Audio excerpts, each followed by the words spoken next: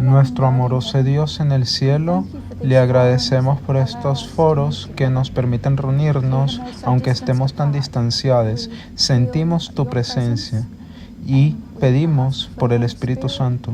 Y simplemente te agradecemos les unes por les otros, por el privilegio de entender la luz que tenemos cuando hay tanto ruido en el mundo.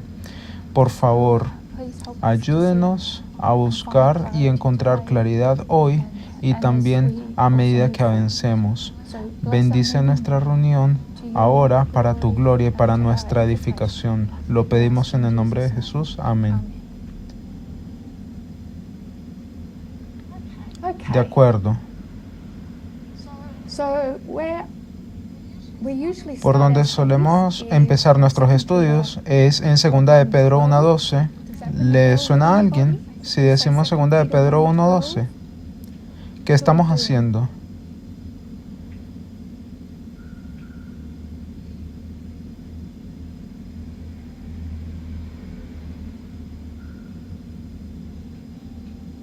Observando la verdad presente.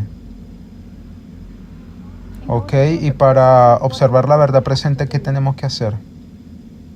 Mirar al pasado. Comparar y contrastar y usar la metodología de parábolas. Ok, entonces, ¿qué es lo que nos dice 2 de Pedro 1:12? Que nos establezcamos recordando las cosas pasadas. Ok, eso es. Nos estamos recordando de cosas que ya sabemos para poder estar establecidos en la verdad presente. Así que para establecernos en la verdad presente necesitamos volver atrás, pero volver atrás a cosas que deberían ser bastante familiares para nosotros. Uno de los lugares a los que quiero ir es al voto número 25.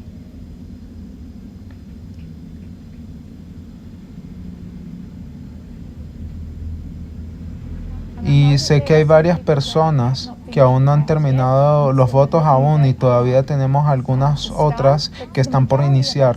Pero para la mayoría de nosotros, la mayoría debería estar familiarizada con el voto 25 e incluso si no lo han hecho estarán familiarizadas con los principios que contiene. Así que el voto número 25, si le pudiéramos dar un título, sería sobre metodología.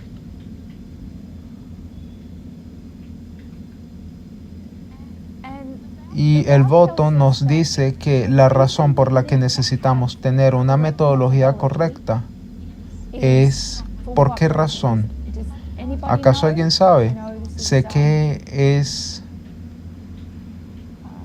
difícil recordar las cosas cuando te ponen en aprietos, pero ¿cuál es la importancia de la metodología correcta en lo que respecta al voto 25? Es para que podamos proclamar correctamente el mensaje del tercer ángel. Gracias. Es porque si tienen la metodología equivocada, vas a proclamar erróneamente el mensaje del tercer ángel. Eso es lo que hace a la iglesia de la estructura. No usan la metodología, así que en realidad no están proclamando nada. Al utilizar en cambio la metodología correcta, la proclamas correctamente.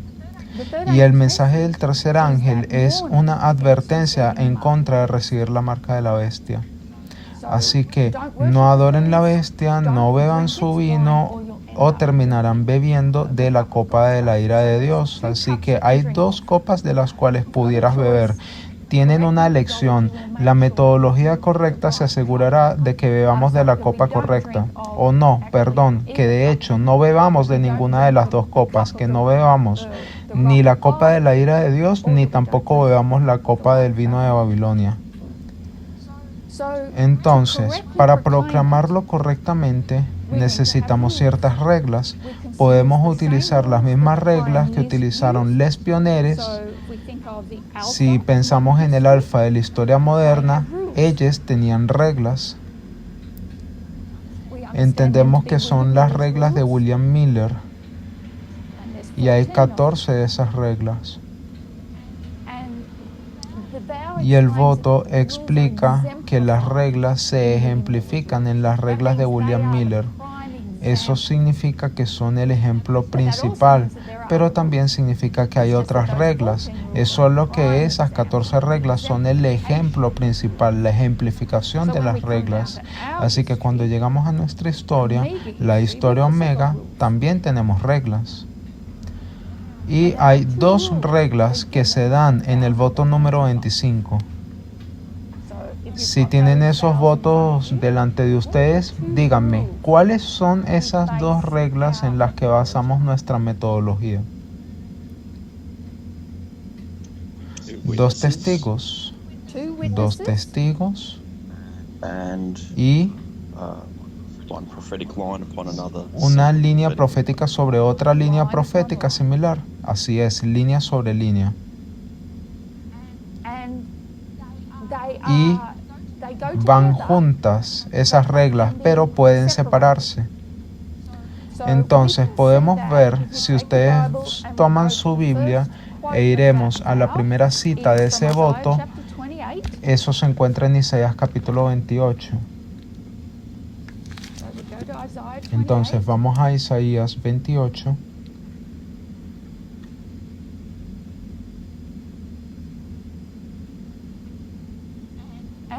¿Y a alguien le gustaría leer los versículos del 9 al 12?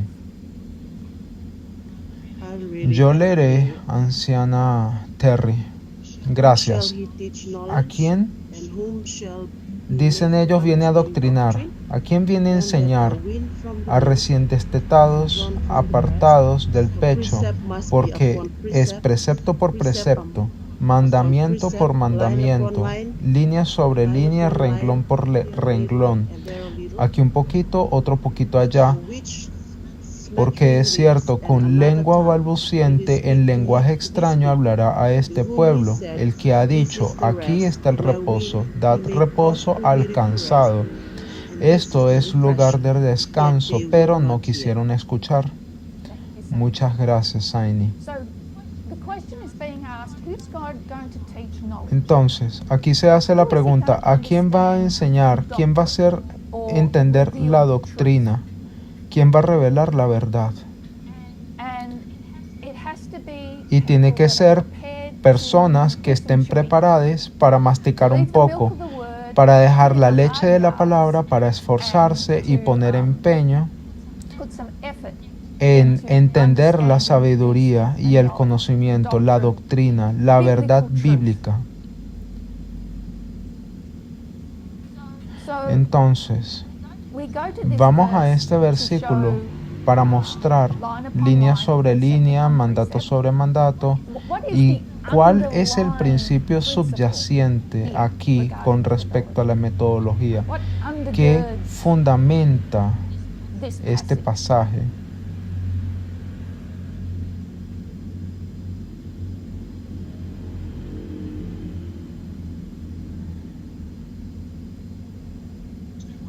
Dos testigos. Este pasaje trata sobre dos testigos. No se trata de línea sobre línea, porque para tener línea sobre línea necesitas tener dos líneas. Para tener mandato sobre mandato necesitas tener dos mandatos. Así que el principio fundamental de este pasaje es tener dos testigos. No se trata de línea sobre línea. La línea sobre línea es un efecto, es un resultado de tener dos testigos. Entonces, sabemos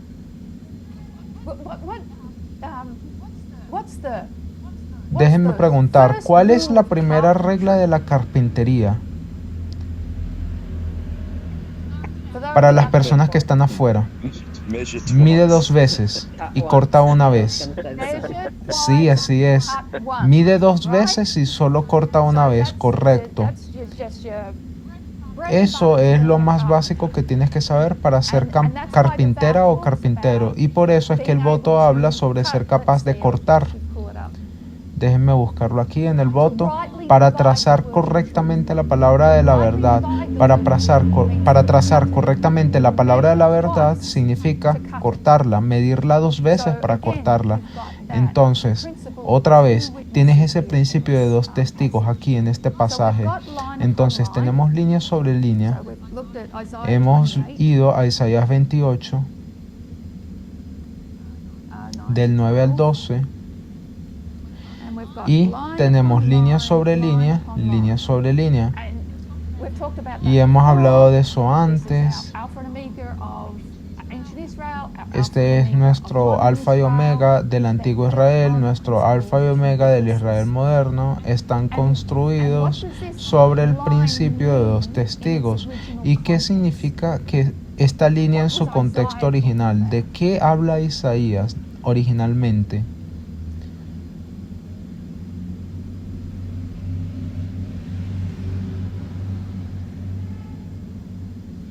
¿Acaso él estaba hablando de personas con pizarras y con marcadores y reglas? Estaba construyendo el templo.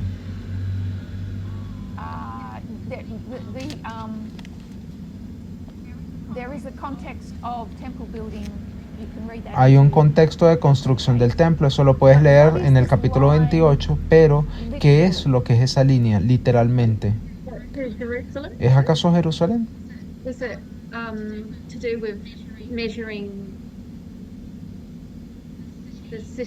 Tiene que ver con medir la ciudad. Es una cinta métrica. Entonces, línea sobre línea es una cinta métrica que nos lleva otra vez a la regla de la carpintería. Entonces, estas realmente son cuerdas de medir. Así que cuando cortamos la historia y la ponemos línea sobre línea, estamos midiendo la historia. Estamos colocando el Evangelio eterno en la historia que va a medir al pueblo de Dios. Entonces, aquí lo vemos, tenemos el testimonio de dos, en dos, ¿cierto? Entonces está estableciéndolo. Hay una línea que es una cinta métrica o una cuerda de medir. ¿Y qué es lo que es un precepto?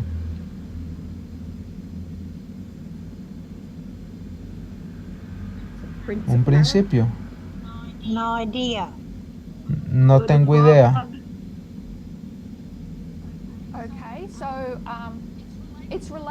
Bueno, está relacionado con principio, pero no son sinónimos porque hablamos de preceptos y principios. Entonces, un principio es algo que es más amplio. Un precepto, les daré un ejemplo. Los 10 mandamientos nos dan dos principios. Ama a tu Dios y ama a tu pueblo.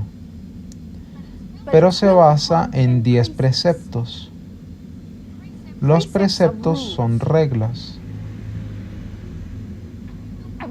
Y las construimos una sobre otra, así que por eso dice precepto sobre precepto. Lo que tenemos aquí, digamos, un principio en lo que respecta al bautismo, que debes entender que te estás metiendo, en qué te estás metiendo. El principio es que hay votos que debes estudiar y alinearte con ellos. Los preceptos son 26 votos y se construyen uno sobre el otro, precepto sobre precepto. No son todos estos iguales, pero todos estos continúan a partir del otro.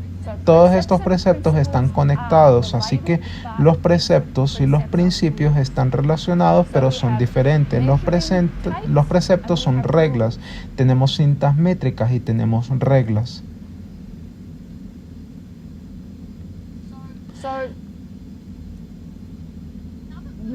Otro versículo al que el voto nos lleva es la historia que está en Génesis 41. Entonces vayamos a Génesis 41. Y que alguien me diga cuál es la historia de Génesis 41.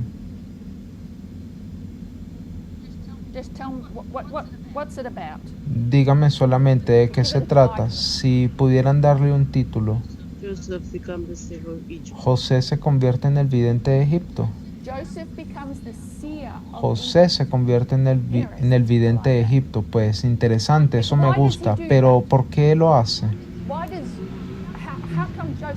¿Cómo es que José se convierte en profeta? ¿Qué pasó? Un sueño. Faraón tuvo un sueño. ¿Oí a alguien decir que Faraón tuvo un sueño? Sí. El sueño de Faraón. Tuvo sueños, sí. Entonces estás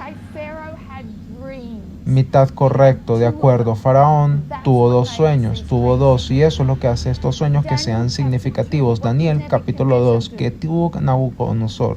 ¿Qué pasó con Nabucodonosor? También tuvo sueños. El rey soñó sueños, no tuvo solo uno. Así que vemos una pluralidad aquí. Entonces, Génesis 41, Faraón tiene dos sueños. Ok, son dos sueños. Conocemos la historia. Uno es sobre vacas y el otro tiene que ver con maíz. Una vaca no es un maíz y un maíz no es una vaca. Y aún así,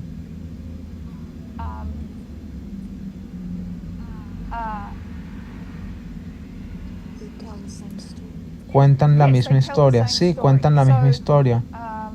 Entonces José llega y creo que, déjenme encontrar el versículo, lo dice aquí en el versículo 26, dice que el sueño es uno mismo. Y sabemos que hay similitudes, sabemos que también hay diferencias. Las vacas salieron de un río, el maíz no sale del río. El maíz es golpeado por el viento oriental, mientras que las vacas no fueron golpeadas por el viento oriental. Uno es un animal, el otro es un vegetal. Entonces hay similitudes y diferencias, pero lo que convirtió a José en un profeta fue que pudo reconocer la firma de Dios, que estos dos sueños eran similares. Y esa es la firma de Dios. Así que si vamos al versículo 32, ¿podría alguien leer el versículo 32? Génesis 41, 32.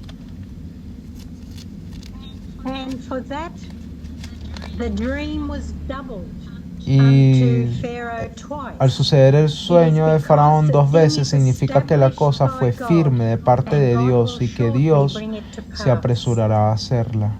De acuerdo, entonces gracias. Entonces, el sueño fue dos veces a Faraón. Significa entonces que la cosa fue duplicada. ¿Y qué significa eso? Que por el testimonio de dos una cosa es establecida. Eso significa que es una cosa que es cierta y que es algo consecuente. Entonces es cierta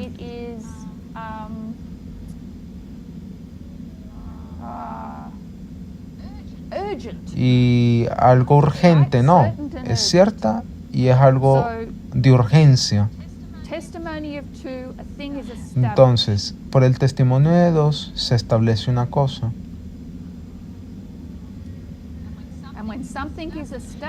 Y eso significa que cuando algo se establece, significa que es cierto y urgente.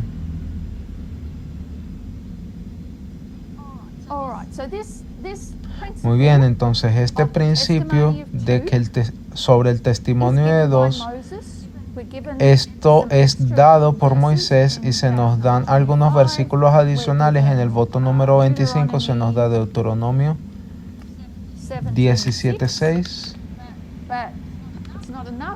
pero no es suficiente, y Moisés nos da esa ley, esa regla dos veces. La da de hecho de nuevo en el capítulo 19, en el versículo 15, y también se repite en el libro de Números. ¿Cuál es la importancia de esta regla en Deuteronomio? ¿Por qué Moisés está dando esta regla o por qué Dios está dando esta regla a través de Moisés? ¿Cuál es la importancia? ¿Cuál es el contexto? ¿Qué capítulo? Porque es debido a muerte. Sí, claro, es debido a muerte.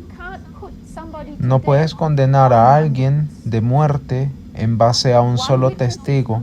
Un testigo no es suficiente. Tienes que tener 2 testigos, porque la vida de una persona depende de ello. Y yo añadiría que cuando llegamos al Nuevo Testamento, la vida de una mujer dependía de ello. Entonces, no se puede condenar a una persona a muerte sobre la base de un solo testigo. Ahora, vayamos a Moisés la da 2 veces. Cuando llegamos al Nuevo Testamento, Jesús también repite 2 veces esta regla. Este es el Antiguo Testamento y de nuevo también está en el libro de Números, pero yo, si no estoy mal, creo que es en Mateo 18, se me escapa el versículo. Y luego también me gustaría que fuésemos al libro de Juan, capítulo 5, verso 31. Así que si pudieran por favor mantenerse en silencio, a menos de que estén respondiendo alguna pregunta que les haga. Vamos a ir a Juan 5:31. Y si alguien pudiera leerlo, yo lo leeré. Si yo doy testimonio de mí mismo, mi testimonio no es verdadero. Gracias. ¿Podrías por favor parafrasearlo? ¿Qué es lo que está diciendo Jesús en este versículo? Dilo con tus propias palabras.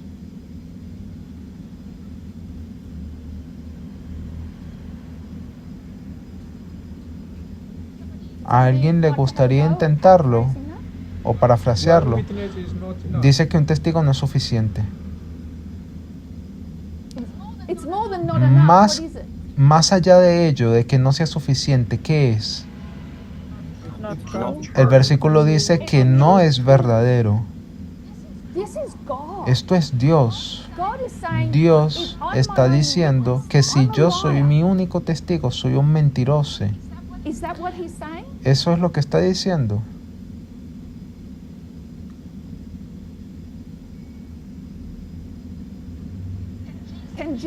¿Puede Jesús ser su propio testigo? No. No. Claro que no. Tienes que tener un segundo testigo y Jesús continuará explicando que Dios era su testigo, Juan el Bautista era su testigo, e incluso tienes una paloma. Tienes no solamente la voz de Dios, sino a otras personas que escuchan la voz de Dios. Tienen no solamente a Juan el Bautista. Jesús tenía que tener testigos.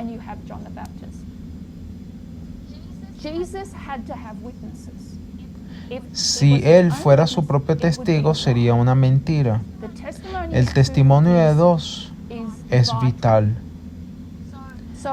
Entonces, Mateo 18, Juan 5:31, y también incluso podríamos ir a... Vamos a ir a 1 Corintios capítulo 14.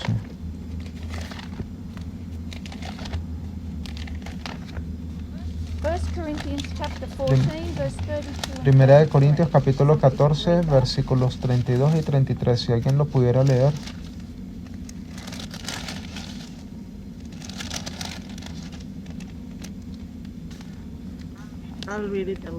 Lo leeré, anciana Terry. Gracias. 31 and 32, Primera de Corintios capítulo... no, perdón. No hay... Todavía no vamos a llegar ahí. Es el capítulo 13. No. Perdón, un minuto. Bueno, mala mía, perdón. Voy a parar un momento. Disculpa. Todavía no vamos a ir ahí. Vamos a ir a 2 de Corintios capítulo 13, 1 y 2. Perdón por eso. This is the third time Esta es la tercera vez que voy a vosotros. Por el testimonio de 2 o 3 testigos se decidirá todo asunto. Ya he dicho esto antes, cuando estuve presente la segunda vez, y ahora, aunque esté ausente, lo digo de antemano a los que pecaron anteriormente y a todos los demás. Si yo vuelvo a ir otra vez, no seré indulgente. Gracias. Me encanta este versículo porque me recuerda a niñas portándose mal en el asiento trasero del coche y le dicen: no me hagas ir ahí, te lo advierto, ya te lo dije 2 veces, si voy otra vez, una tercera vez, te vas a meter en problema porque no voy a ser indulgente. Así que aquí vemos a Pablo utilizando este principio también. Es algo por lo que Dios y los profetas de Dios, el pueblo de Dios, viven.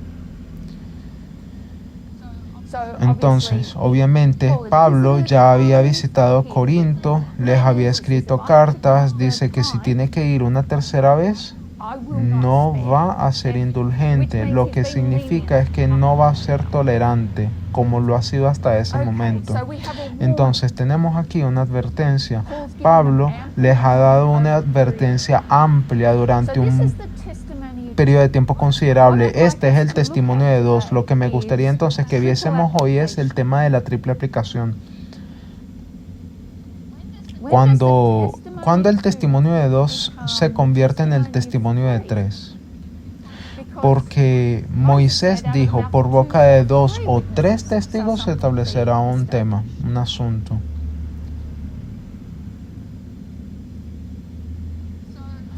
Entonces, la triple aplicación se basa en 2 testigos. Si no tienen bien a sus 2 testigos, entonces tu triple aplicación se va a desmoronar.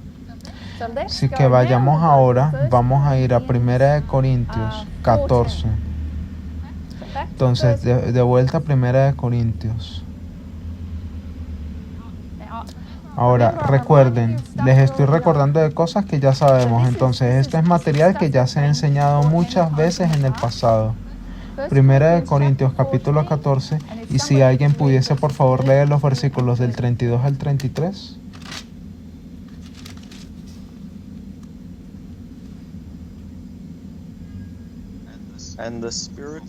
Y el espíritu de los profetas estén sujetos a los profetas, porque Dios no es un Dios de desorden, sino de paz, como en todas las iglesias de los santos.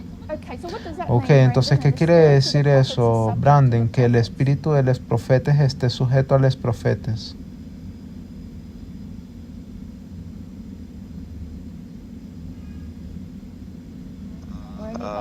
¿O alguien más?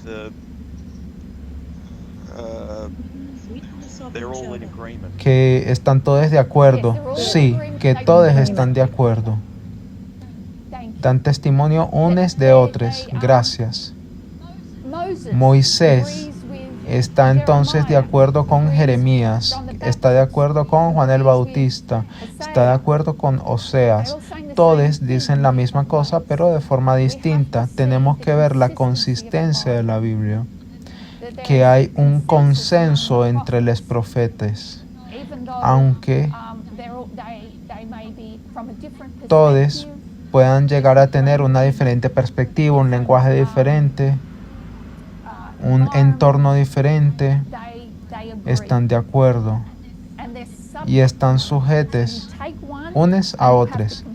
Tomas a uno y tienen que comprarlo con otro para ver si están de acuerdo, porque Dios no es un Dios de confusión. Ok, entonces, ¿Dios es autor de qué? Si Dios no es autor de confusión, ¿es autor de qué cosa? De paz, de consistencia. Dios es el autor de la paz. ¿Pueden ver eso en el versículo?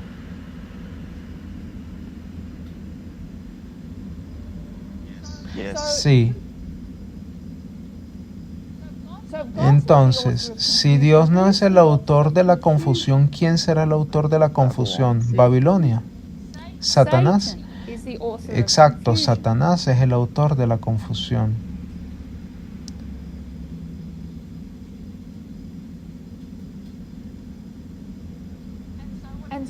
¿Y qué fue lo que dijiste, Brendan? Confusión. Esto lo asociamos con una ciudad, ¿no? Babilonia. Babilonia, sí. Paz. Esa palabra la asociamos con alguna ciudad. Con Jerusalén. Jerusalén, la ciudad de la paz. Orad por la paz de Jerusalén. Haya paz dentro de tus muros y dentro de tus palacios, ¿ok? Esto es del Salmo 122, es la ciudad de la paz. Ahora, en realidad, Jerusalén es una combinación de dos palabras raíz. La parte Jerú, voy a hacerlo con otro color. Hay dos palabras raíz aquí.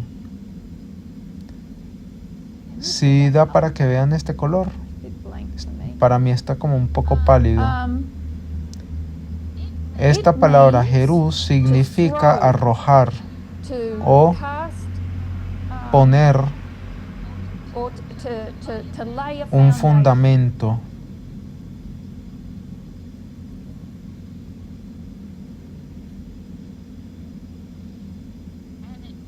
Y se traduce a menudo como enseñar o señalar el camino.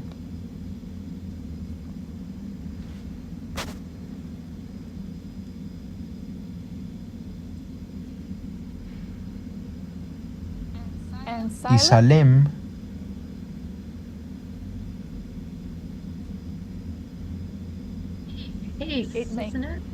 significa paz, pero también significa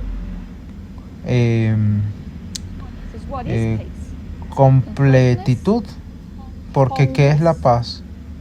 Estar pleno, estar completo, plenitud, bienestar. Es enseñar o señalar el camino hacia la completitud, hacia la plenitud o hacia la paz.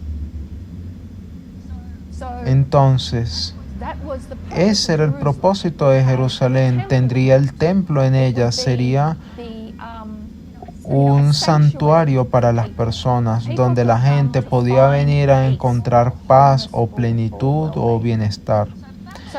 Entonces, por otra parte, Babilonia, sabemos que Babilonia significa confusión en hebreo, porque el significado de Babilonia, dependiendo a quién le preguntes, en hebreo sí significa confusión o mezcla.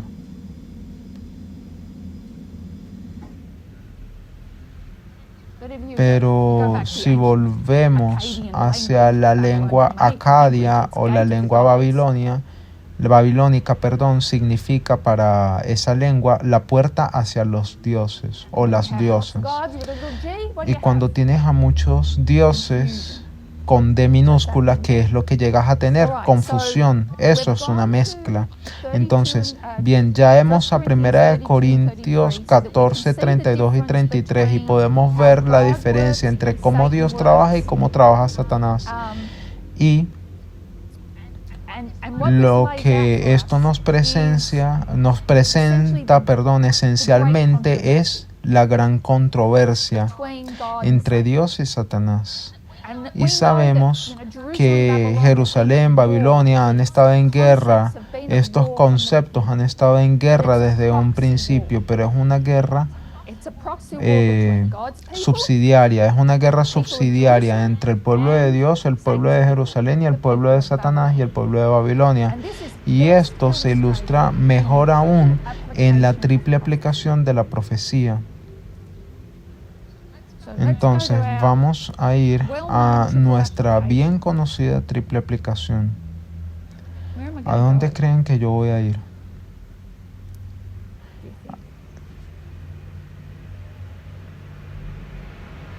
¿Alguien recuerda?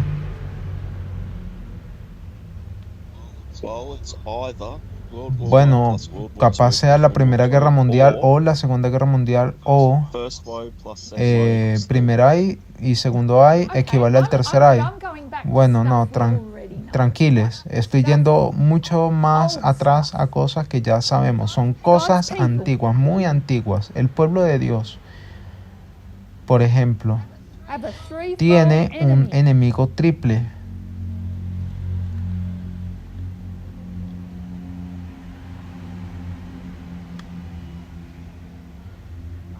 Roma,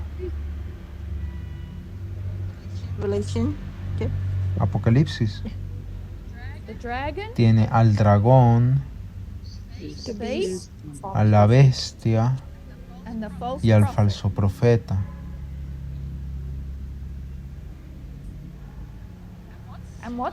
¿Y qué historia? ¿A cuál historia volvemos? Necesitamos dos testigos para mostrar cómo este enemigo triple interactúa entre sí. Son dos testigos.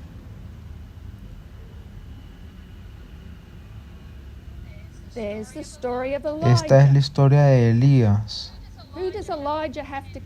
¿Con quién tiene que contender? Jezabel. Sí. ¿Dónde yo coloco entonces a Jezabel, Marí? ¿Debería ser bajo la bestia? Bien. ¿A quién más tenemos? Profetas de Baal. Ok, ¿y a dónde yo voy a colocar a profetas de Baal, Juan? Bajo falso profeta. ¿Y quién nos falta? ¿Acaso sería Acab? Sí, Acab. Entonces, aquí tenemos la historia de un rey impío. Es impío por su propia cuenta. No necesita ayuda para ser impío, porque Ellen White dice que es naturalmente codicioso. Pero Jezabel incita su mala naturaleza. Jezabel es una mujer en la historia literal que tenía cierta cantidad de poder, pero no lo suficiente para salirse con la suya. No podía hacer lo que un rey puede hacer. Entonces, ¿qué es lo que va a hacer Jezabel? Va a utilizar a profetas de Baal para influir en Acab. E incluso, si consideráramos la historia de Nabot, si no estoy mal, creo que era Nabot.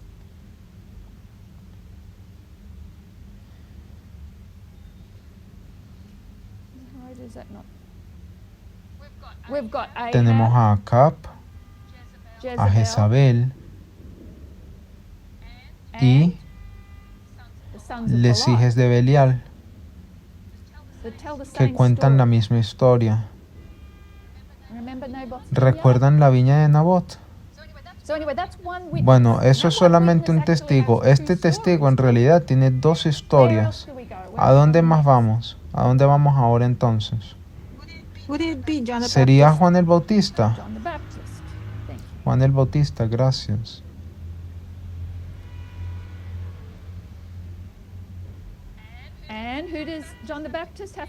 ¿Y con quién tiene que contender Juan el Bautista? Herodes, Herodías y la hija de Herodías. Ok, ¿cuál es el nombre?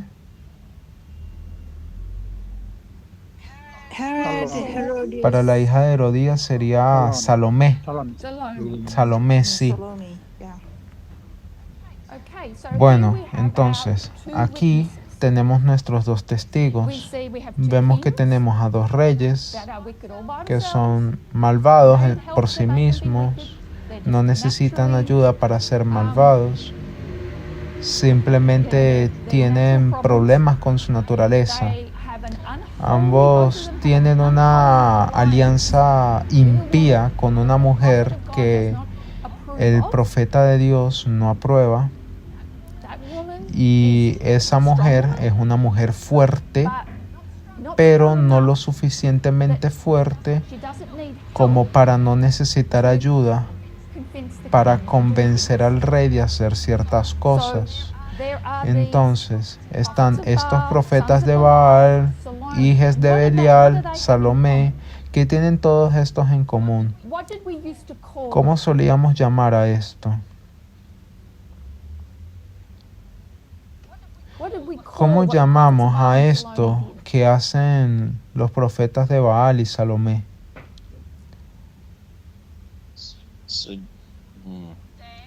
Le llamábamos la danza del engaño. ¿Se acuerdan de eso? Sí. Es la danza del engaño. Ok. Entonces, ¿qué significa cuando tienes dos testigos? Que una cosa queda establecida. Está establecida. Esto es sólido.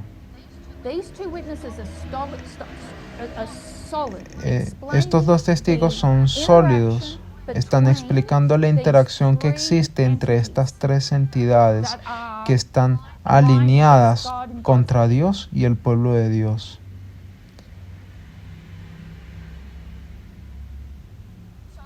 Entonces, el problema resulta cuando añadimos un tercero.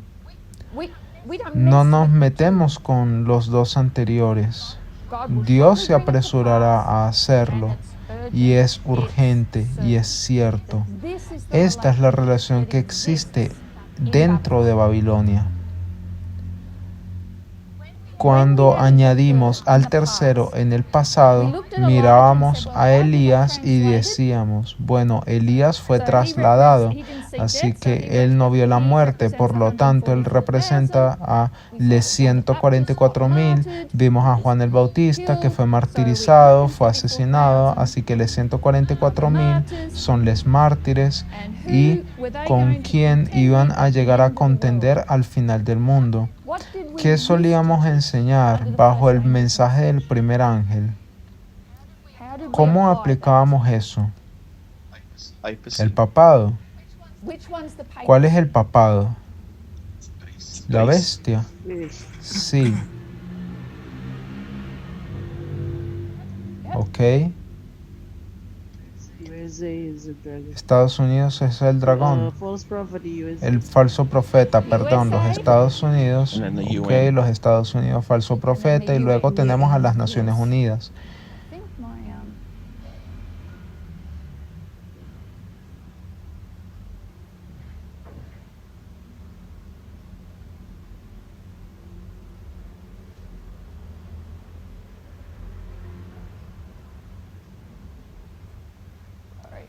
Disculpen.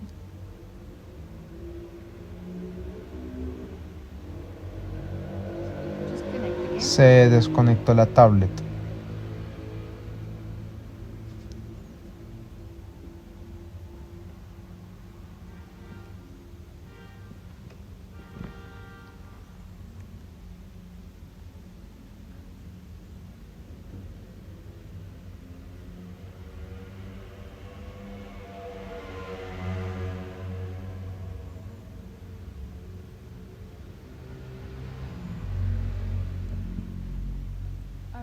Ok.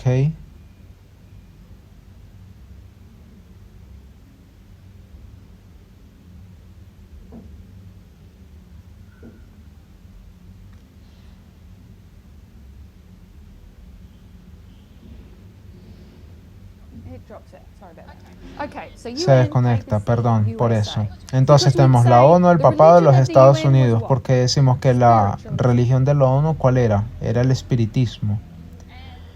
Y su sistema político era el socialismo. Le llaman socialismo europeo. La religión del papado, el catolicismo. Y su sistema político es la monarquía. Los Estados Unidos, el protestantismo apóstata y el republicanismo. Entonces, ¿sirve eso hoy en día? No.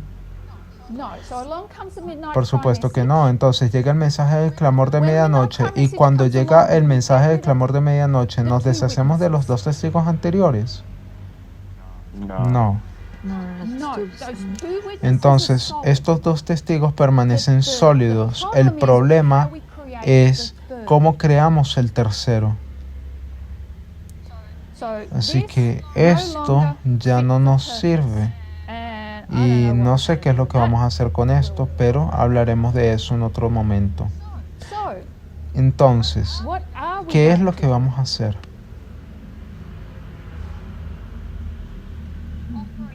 Ofrecemos una alternativa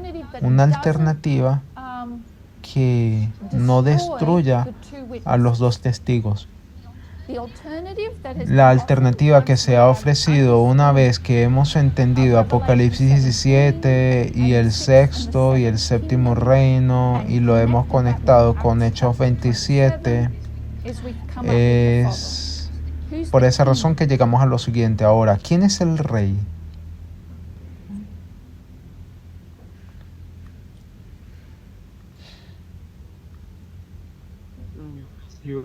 Los Estados Unidos. El presidente. Trump. ¿Quién es el papado? ¿Quién es la bestia? ¿Quién es la religión, la cultura, la mujer? Maga. Gracias. Ahora déjenme preguntarles, ¿quién es el falso profeta?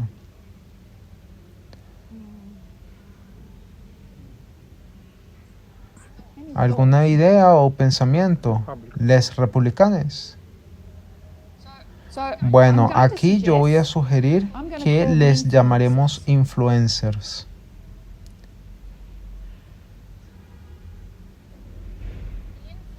Les influencers que hacen esta danza del engaño. Entonces podríamos darles algunos nombres, digamos Vance, Bannon, Miller, Marjorie Taylor Greene, Podbros o la Manósfera, les multimillonarios tecnológicos, ¿verdad? Todas estas partes hacen parte de los influencers. Entonces, ¿quién es MAGA?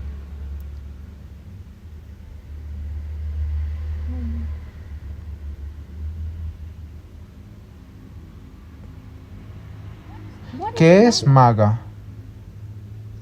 Es un falso profeta. Es un grupo de la población que está descontenta.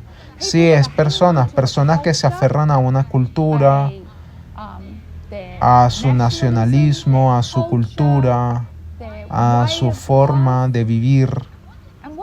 ¿Y qué es lo que quiere hacer estas personas? Quieren influir sobre el gobierno. Así que tienen que tener una voz que pueda influir en el rey. Digo Trump, pero podríamos escribir trumpismo también. Una pregunta, ¿pondrías también al Partido Republicano ahí en esa?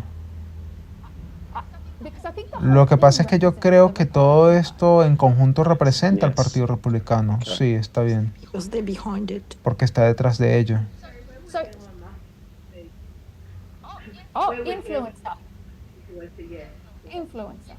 Influencer, sí. Ahora, sabemos que cuando comparamos a Elías y a Juan el Bautista, algunos influencers tenían más influencia que otros. Salomé se salió con la suya, consiguió lo que quería su madre. Los profetas de Baal no tuvieron éxito, aunque lo intentaron. Vemos que eso se desarrolla hoy. Bannon no pudo evitar que Trump bombardeara a Irán, pero pudieron influir de otra forma, así que hay fracasos y éxitos, pero la influencia continúa. En el caso de Maga es gente. Entonces, ¿qué es Babilonia aquí? Bueno, resulta que depende. Porque si tú vas a Daniel 1, verso 1, ¿qué es Babilonia en Daniel 1, verso 1?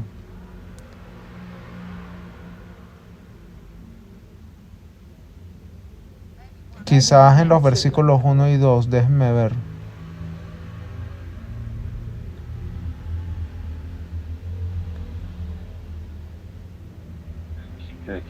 Un rey y un reino. Es un rey y un reino. Ah, no, perdón, esperen. Eso es de Daniel 2, no. Estamos hablando de Daniel 1, versículo 1 y 2.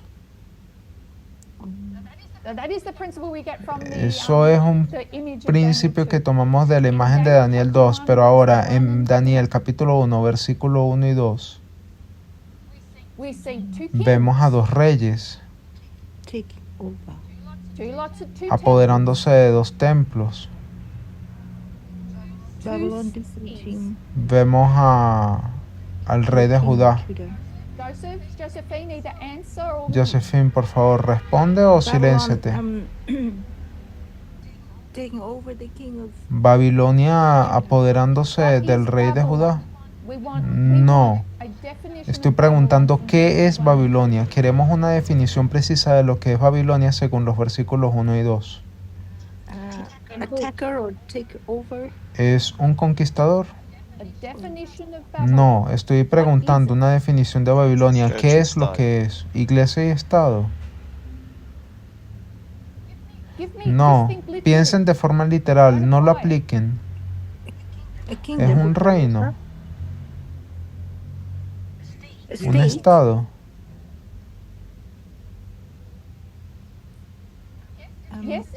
Sí, es un estado. Perdón, repite. Un país. Sí, exacto, es un país. Entonces tenemos la tierra de Judá y la tierra de Sinar. ¿Y qué es la tierra de Sinar? Babilonia. Babilonia, exacto, Babilonia. Entonces tienes dos países. Y luego tienes a Jerusalén y tienes a Babilonia. Son dos ciudades. ¿Pueden ver eso ahí? Entonces es un reino y una ciudad. ¿Estamos todos en la misma página? Sí. Entonces es un reino y una ciudad. Entonces todo lo que hemos estado haciendo hasta ahora es el pan de cada día. Las cosas se complican cuando comienzas a comparar Apocalipsis 17 con Apocalipsis 13 y Daniel 11, porque nos van a dar una visión de esta unión triple desde una perspectiva diferente. Cuando miramos a Acab, Jezabel,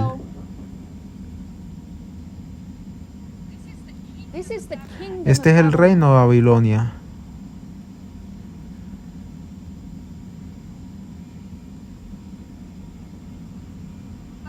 Pero, ¿qué es lo que nos dice Apocalipsis 17 sobre Jezabel?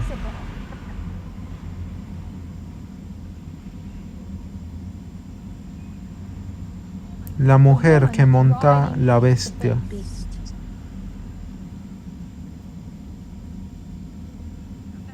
Vayan a Apocalipsis 17, último versículo.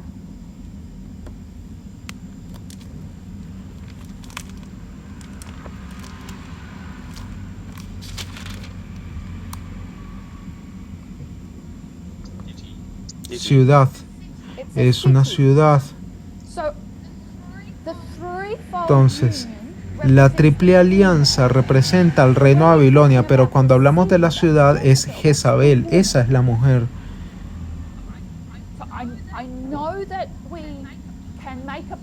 Yo sé que pudiésemos disculparnos por el lenguaje sexista, pero vamos a intentar no evitar a los símbolos aquí.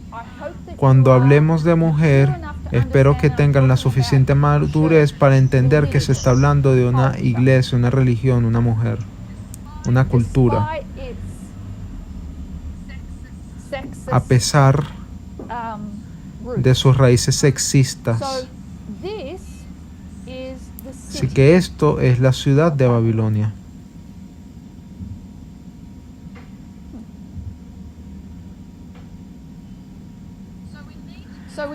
Necesitamos entonces ser capaces de ver qué es lo que Apocalipsis 17 está destacando.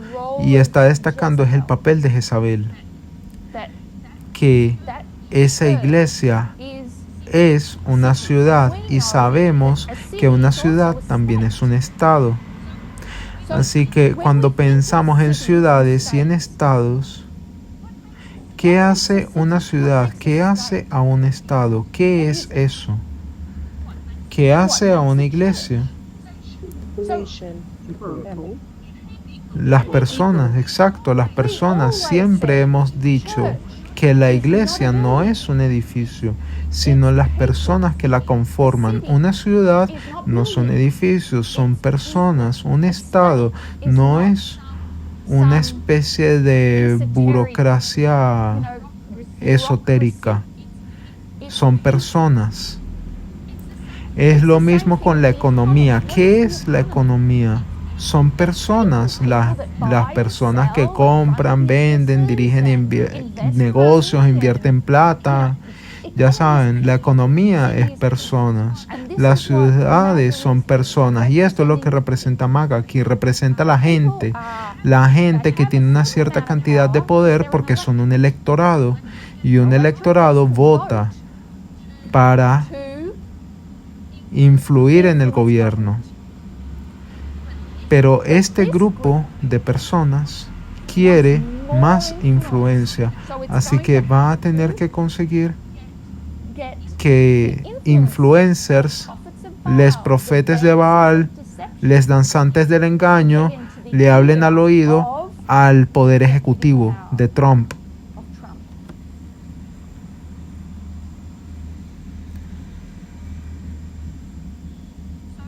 Entonces,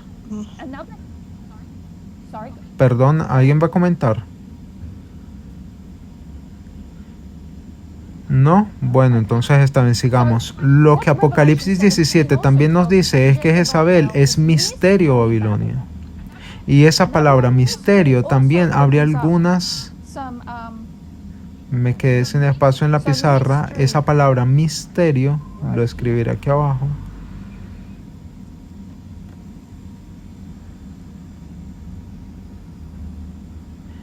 Y sé que hemos visto la palabra misterio en otras porciones del Nuevo Testamento para mostrar que los misterios del Nuevo Testamento son los secretos del Antiguo Testamento, ¿verdad?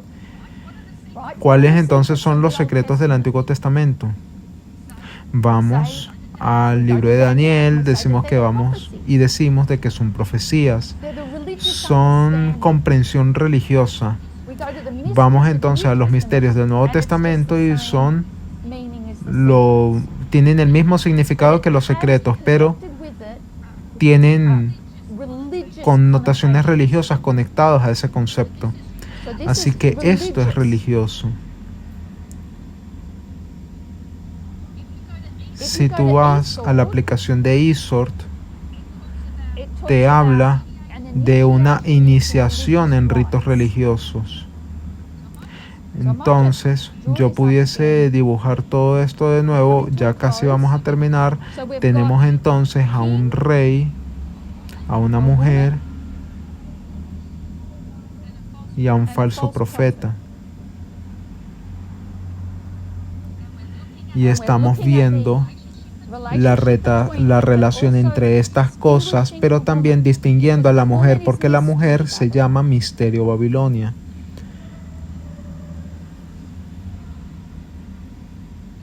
Es una ciudad, así que es gente, pero tiene esta connotación religiosa, tiene esta iniciación religiosa.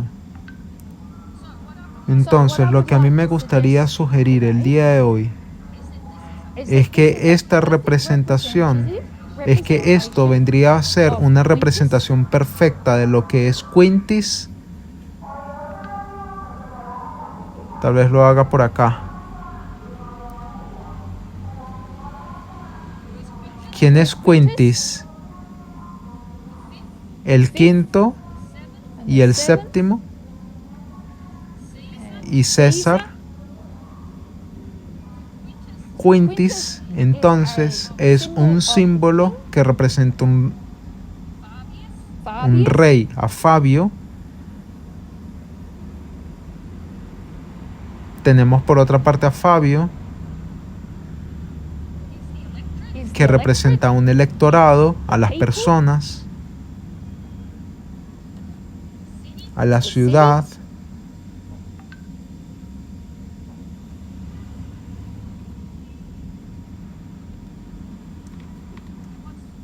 ¿Y qué es el falso profeta?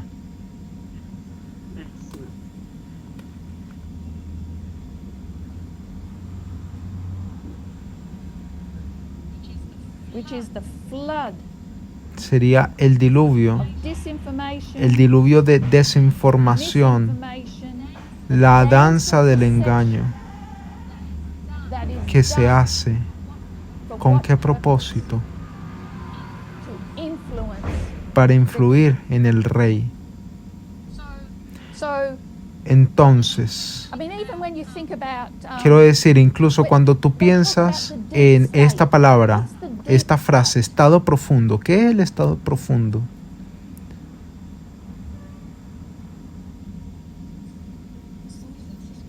¿Es esa sospecha sobre el gobierno federal o un gobierno detrás de algo? ¿Algo así? Sí, pero que piensan que es. Piensan que es un engaño. Sí. Pero el engaño no ocurre ahí en el aire. ¿A qué pertenece ese engaño? ¿A dónde pertenece? Al gobierno. Sí, a las personas, a la burocracia. Incluso el estado profundo son personas, son élites, es el establishment. No puedes separar estas ideas de las personas. Entonces, todo lo que yo estoy diciendo es que el estado profundo son personas, la mujer como estado o como ciudad son personas. Y todo esto es representado por el nombre Fabio. Y todo esto entra en colación, se une en el 18 de julio de 2024. Y si miras a los artículos de aquellos días, solo voy a hacer mención de uno de esos artículos como ejemplo. Yo he compartido otros de estos artículos en el pasado. ¿No es ese? Un momento. Progression.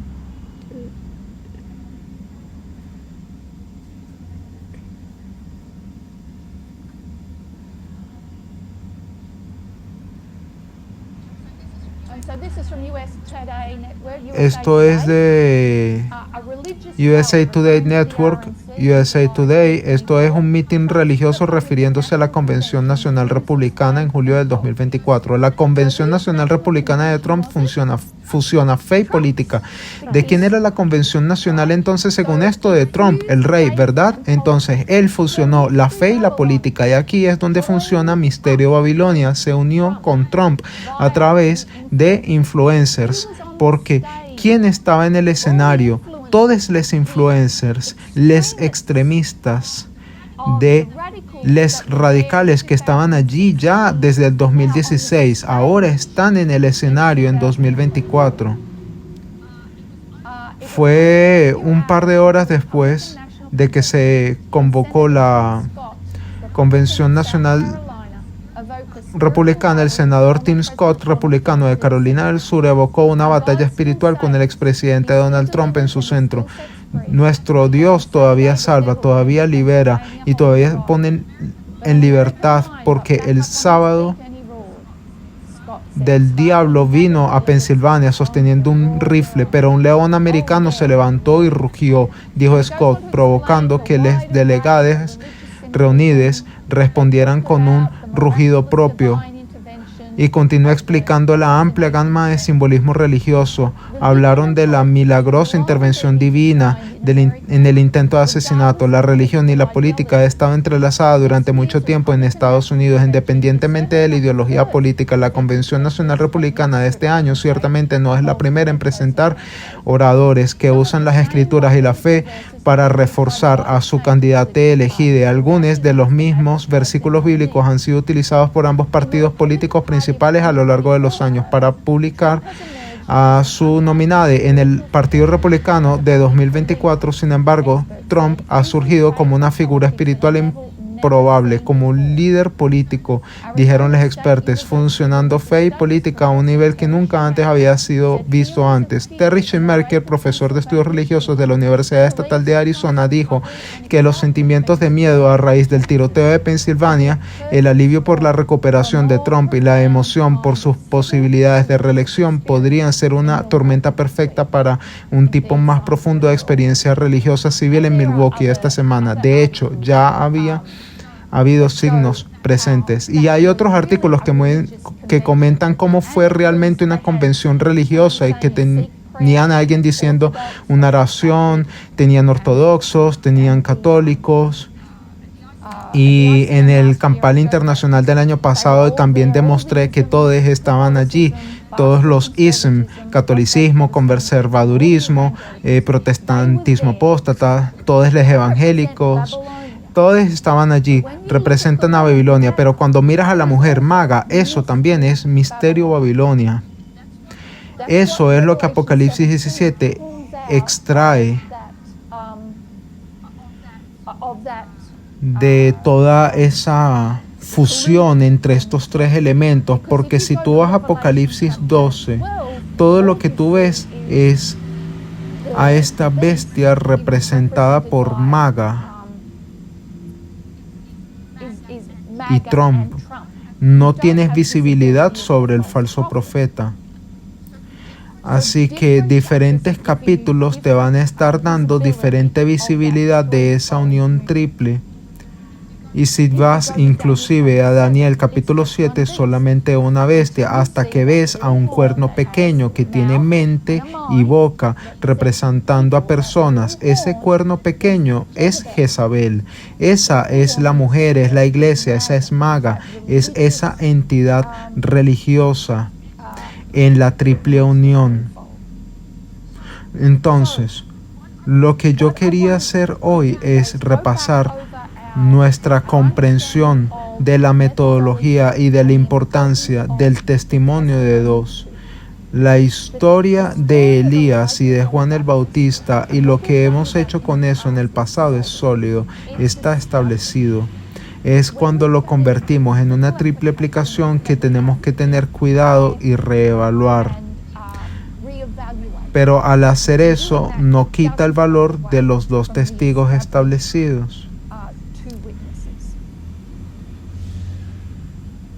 Y bueno, ya con eso se me ha acabado el tiempo, así que bueno, en resumen, se necesitan dos testigos para cualquier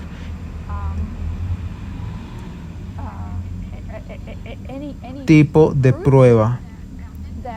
Que nuestra metodología se basa en eso, en línea sobre línea. Acabamos de ver una versión anterior de eso y lo hemos mirado a través de los ojos de una de las enseñanzas actuales sobre la ley dominical.